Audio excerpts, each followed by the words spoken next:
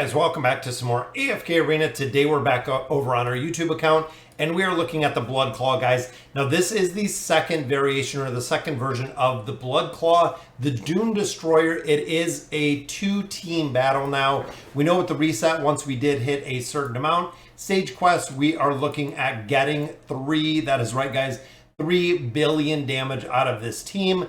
First team, of course, is going to remain the same. Looking in our challenge, guys, we are going to have the Awakened version of Brutus in here, which they give you for free. A lot of players were asking how they can get the copy that is in here. It is completely free, guys, if you have been doing this. We're putting the twins in here. We're putting Halos, and then we're putting Mortis in here. This is going to be our very first team, guys. Now, this is the primary team. Now, one of the swaps you can actually do with this is if you look at Halos, you can actually drop him out. You can put Silas in this formation. But due to the fact now that we do have 2 teams within here, there is going to be a second formation that is going to be required. Now, this formation is going to be Mishka. It is going to be Scarlet, which is going to be our primary damage dealer. We have Lucretia in here, which is a very strong damage dealer. This formation does have Silas in here, and then we also do have Rain for the damage boost. So these are going to be the 2 meta teams within here, trying to maximize our damage in here. Again, this is the same version that we had first because Brutus plays off the shielding aspect that we have in here. Of course, Helos is going to provide some shields. Rez is going to provide some shields. Then in our second team, we know that we are going to get some shields with Mishka within here. Rain also does provide some shields. We have some consistent healing, attack rating buff, and also some damage mitigation if you do have Silas built.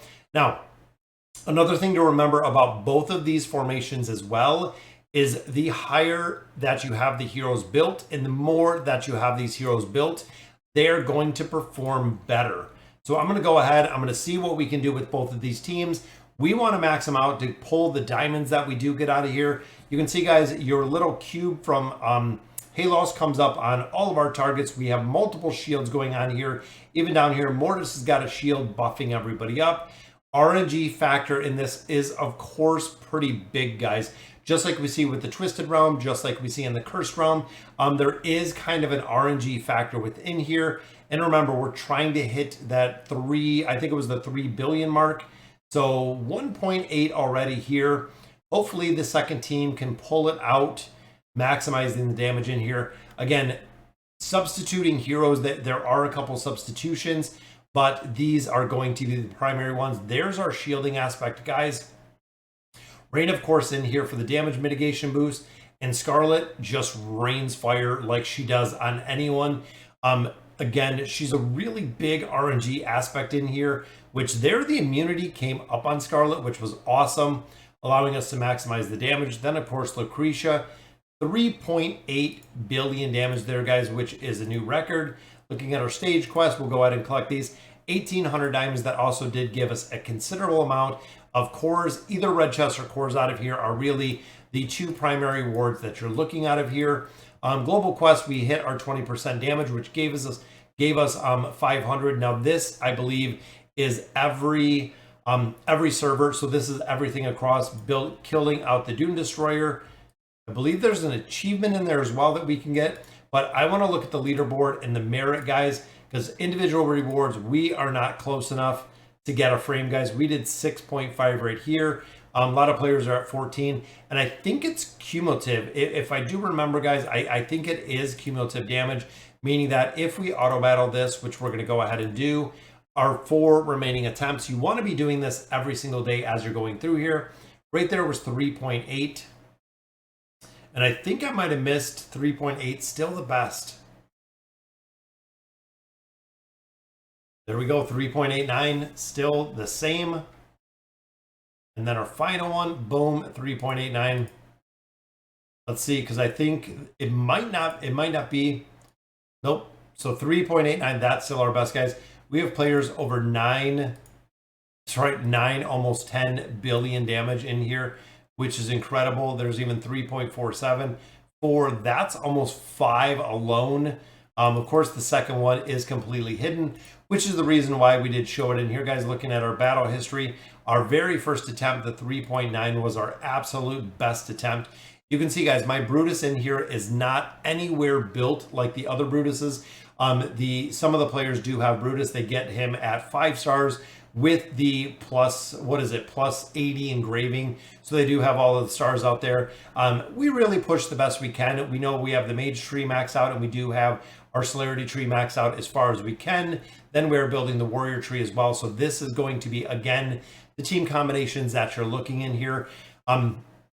When this boss is going to the Twisted Realm, so a lot of players had questions about this, is when this boss, and of course there are no artifacts in here, when this boss goes to the Twisted Realm, it's going to be very interesting to see, because if Helos is required for all of these formations, it's going to be what it is, guys. You're going to have to build him if the boss remains consistent when you do get into the Twisted Realm. Then, of course, here, Mishka, we have a pretty strong team here. Raid needs built out a little bit more. Silence needs a little bit more.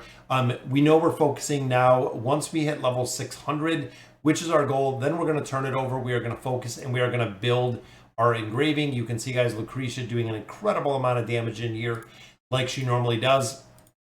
So with who we're looking at building right now, if you guys caught the live stream this weekend, we are building out the Awakened version of Thane. That is right, guys. Every single one that we're getting out of here, we've been building through this engraving, trying to get him up to the plus 60, which of course will let us unlock the rest of his skills, as well as getting him that 9 of 9 furniture to unlock the skills there. Really maximizing these Awakened heroes makes a big difference.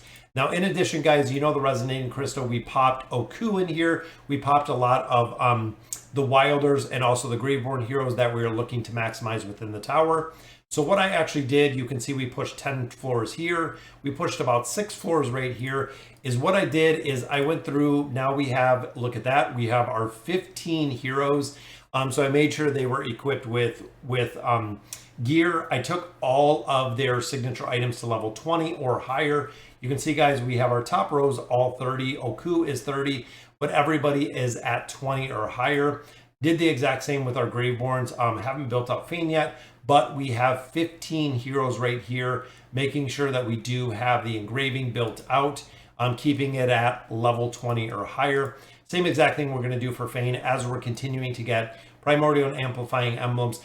20 is really going to be the minimum. Just by chance, if I do have to utilize any of these heroes, we are going to have them built. And these are, as of right now, our heroes that we're using within the towers, guys. We've really been pushing those towers, giving us an incredible amount of Stargazer cards. We're back up to 39 again.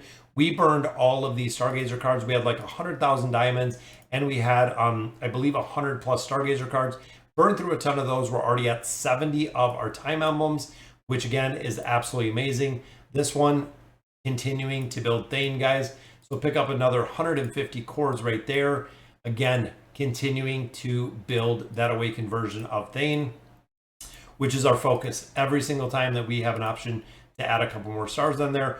All of his damage ones are done. So we did the haste, we did the attack and the haste, we did the physical pierce, the attack speed, the crit. Now focusing on magic resist, that's defensive. Tenacity, we were building up a little bit more. Defense, and then HP physical resistance. That, of course, is just going to deal with his survivability within here. So I'm going to add a little bit more to magic resistance.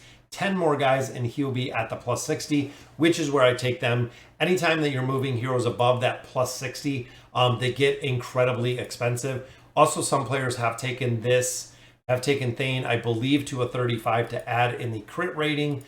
Just to get a little bit more crit out of the build that we have with the Awakened version of Thane.